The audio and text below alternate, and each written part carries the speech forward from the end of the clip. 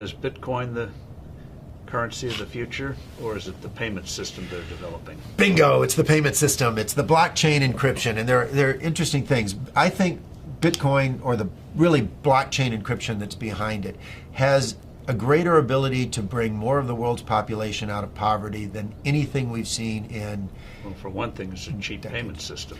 For one thing, it's a cheap payment system, but it's more important than that. It's more important than that. Blockchain cryptography is all about digital transfer of ownership in a completely transparent and public way. Okay, I don't want to go into any of the math and the complexity behind it, but think of what that means.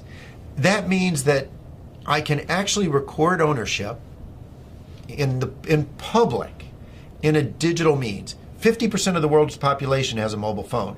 I read an estimate this month that in 2020, 90% of the world's population will have mobile phones. That's probably a high estimate, but that's okay. Now, $35 smartphones. But we're throwing them away, and they can ship them off to emerging markets. But what's powerful about this, now think about Hernando de Soto. Yes. Okay. The Institute for Liberty and Democracy in Peru. I really think Hernando de Soto should win the Nobel Prize for the work he's done. I hope he does. But he's gone around the world and identified one of the most powerful things to the economy and the creation of wealth, and that is the ownership of property. Which you can then use as collateral. Which you can use as collateral, and when you own it, you will develop it. You will. The best thing you can do for the environment is to own it, because when you own it, you make sure it's sustainable for your future family, and that's powerful.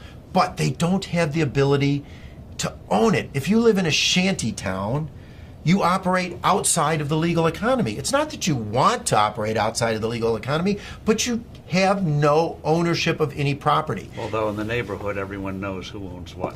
And once you introduce blockchain cryptography, guess what they can do? Have a public ledger of ownership and transfer that cannot be denied, because it's absolutely transparent. It's absolutely transparent. It is the means through which these individuals can get exactly what Hernando de Soto thinks they best need to bring themselves out of poverty.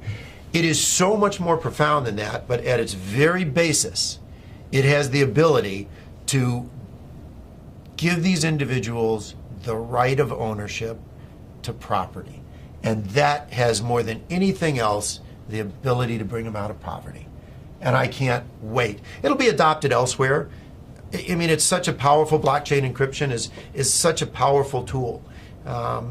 It'll be used by banks. It'll be used by credit card companies. It will become a standard. But what's more interesting is what it can do to poverty around the world, to eliminate poverty. But also, what does that mean, that technology mean for credit card companies and the whole payment system? Crazy gobbledygook payment system we have today, very expensive. Doesn't that blow it away? I hope so. I hope so. I mean, think about it. When there was one manufacturer of phones in the U.S., the U.S. government, what did we have? This big clunky rotary thing that sat on desks. Now, what do we have? Cell phones of all flavors, sizes. I can sit in Africa and on my cell phone take courses at MIT because they're public record. It's absolutely astounding what happens when you can actually innovate around the world and compete. And what is happening is blockchain cryptography, forget Bitcoin, creates a competitive technology, a competitive innovation that these credit card companies will have to adopt. The ones that adopt it first will bring their cost base down. And importantly, if you think about a retail store, and I have this with my kids are off in college and they go to a retail store, they use their credit card. And the credit card company costs the retailer $3 to $6. Right, because they reject well, first the fee is high, and then they reject the transaction. Because why is this card suddenly showing up in some city, some place where I don't live? So it gets cut off. Well, with blockchain cryptography, the buyer and the seller automatically trust each other over an untrusted network. That's what's so powerful about it.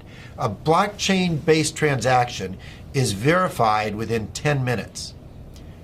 It's not verified within 10 minutes for a credit card, which is why 5 to 10% of all transactions are rejected on the spot. It's not verified until often days later. Even a check is not verified for days. And that is completely taken out of the system. So on day one, the retailer's sales go up because they don't have to reject the transaction and they save on the fees. It doesn't really get much better than that if you're looking for a disruptive innovation in any single industry. It's wonderful.